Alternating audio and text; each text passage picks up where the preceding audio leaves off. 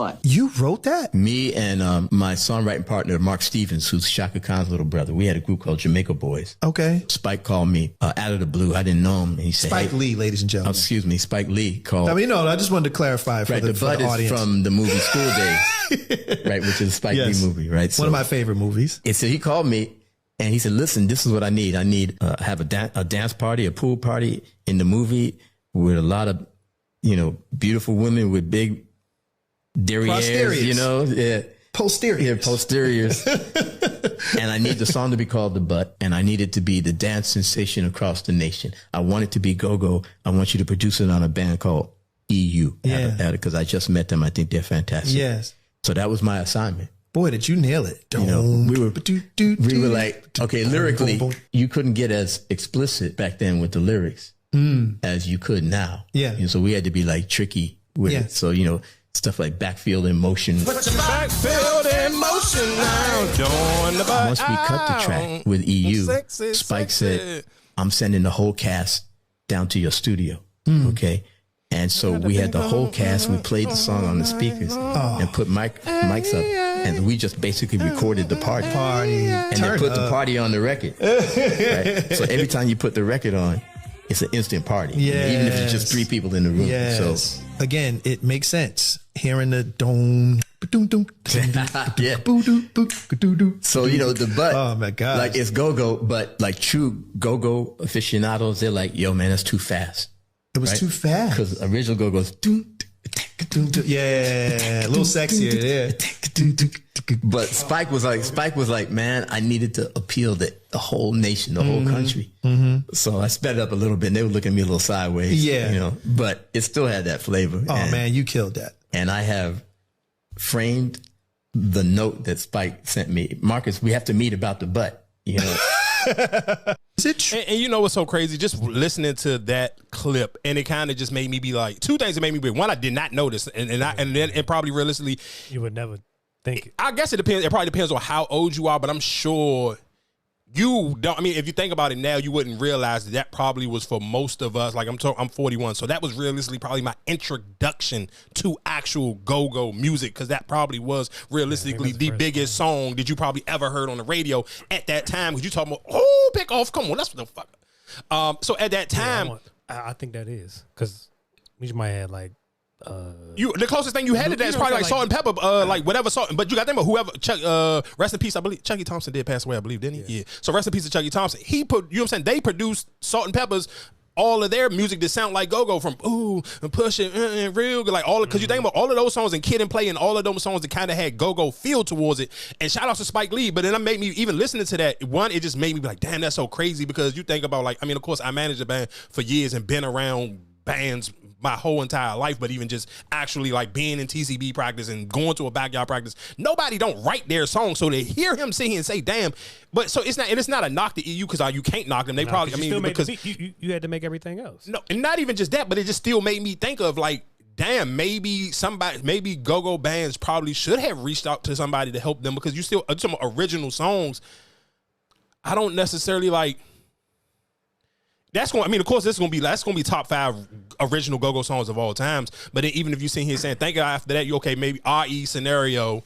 But I think that's where you get into like how we even go from commercial rap to trap rap. You know what I'm saying? Like you still have some people like, oh, that's all radio. You know what I'm saying? Like, but my thing is though, even for that though, even if it to be radio, it still would make me sit here and say, you may have needed that type of form. You needed somebody to kind of, because think about it. At one point in time, every generation had their version of like the big go-go radio song. So for our generation, it would be CCB. CCB had the Endless. Now they had Endless Johnson was on the radio, but I'm just even still with thinking about Spike Lee using that. That made it a universal thing. Like, where I don't think at that time when people was watching this, what's the School Daze, when they was watching that, I don't think people thought that go-go was just something local, because at that time rap still wasn't. Yeah, they were signed. I won't say they were signed to Def Jam. Yeah, they were signed to Def Jam. So even at that time, rap wasn't as big, so it didn't seem like, oh, go-go just some DC shit. Like that seemed like, oh, this is a song off of this is a classic movie. This is a Spike Lee joint. And Spike Lee at that time, he's just becoming Spike Lee. So it's kind of, but I'm thinking about it now where it's like, you don't even have these songs or even those type of moments no more, even in movies. Let alone not just for go-go, but I'm just still saying like, damn, like, But do you kind of play that with even? I feel like every region have that type of that sound. Like when it comes to house music, when it comes to the New Orleans bounce, like you starting to hear a little bit more of the people using the little New Orleans bounce with the old songs and all that stuff. Like everybody have their own, because like even right now, like we said, that whole with the Kendrick battle, you had that West Coast sound where you like, all right, you hearing that because that's right now that sound, but then it's like, oh no, we still rap this way on this side. You know what I'm saying? No, I think everybody has their sound, but I think the sad thing, I mean.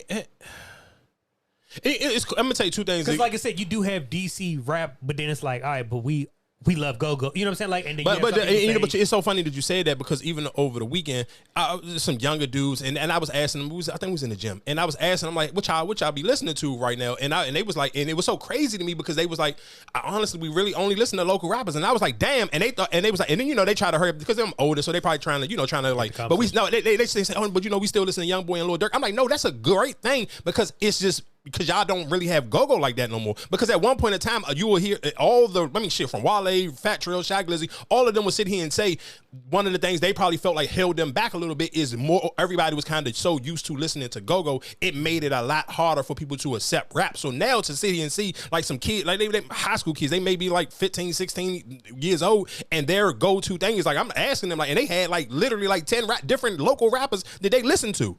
So I mean, it was that to me was kind of cool because it's like, damn, now the fact that it kind of helps out a little bit that it's like because now there is no GoGo kind of almost gatekeeping for the rappers, but I'm still listening to him say that, and I'm still made me sit here and say, damn, I wonder if GoGo could continuously kind of got that type of help where it could have pushed it a little bit further mainstream because it was like, okay, you had this moment, and then it wasn't like.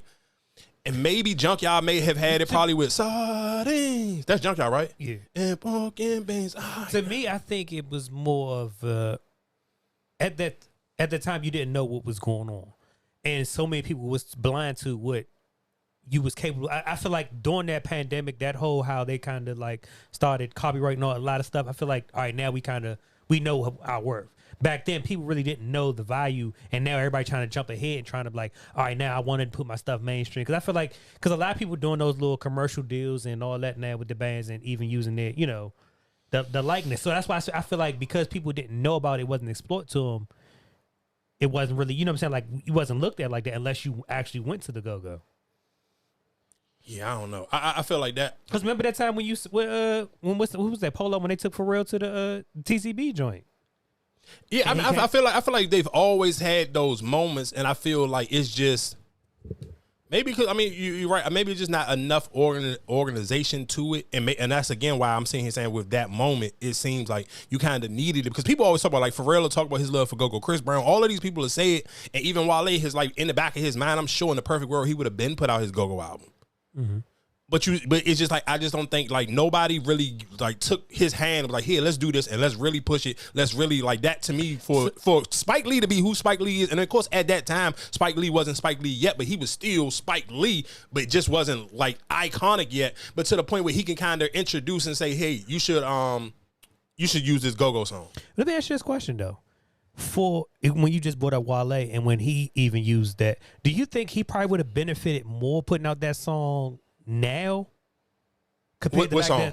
Then? Even the D-Dug or you know what I'm saying, any of his first like GoGo joints he did. Nah, he OD benefited off of it at the time. No, I'm just saying because I'm just thinking now how you make people go back and listen to it. Like if you were to sit here and do it now, like if he would have did like an Overnight Scenario song right now, like you make people go. Like I feel like people will go back and listen now more to older songs. Oh yeah, no, for sure. If he did it now, like if he came out and redid like how you were saying, like basically damn near at one point in time, like every album he kind of had, he was putting a GoGo song on it. Do I think right now if he kind of did that, like let's say he just did Shake It Out, Roy Shake It Out joint. Like if he did that joint, I feel like that probably would have like then make everybody go look for that Roy. No, for sure, of course it would. And that's why I said, do I think that now would it benefit him more because we're in the TikTok era and all that? No, of course, for sure. 100. Listen to him say 100% positive. I think it would help him more. I think it would help him 100 times more. One, because again, like you saying with LA, and again, even when I was talking about the Mona Leo situation, I think everybody is still looking for something new, something different, where it's not sounding like everything else. So and again, like you said, with the TikTok era and people dancing and coming up with dances, do I think realistically it'd probably be way more more beneficial for Wale right now to do a up tempo go-go joint? Because I know him and T.O.B. just recently did whatever the cover to the Blanco joint. And shout out to Wale, he do got a show. What is that at the Anthem November 19th, and it's him, T.O.B. and Jeremiah. So. But even still, I think you're absolutely right. Like if he redid Raw Image on, if he end up redoing like a classic Backyard or shit, if he redid some RE or any of those things, I do think realistically it will help him out a lot more. Now than it did back then for sure. 100% positive. Let's kind of get into this episode real quick. I do want to.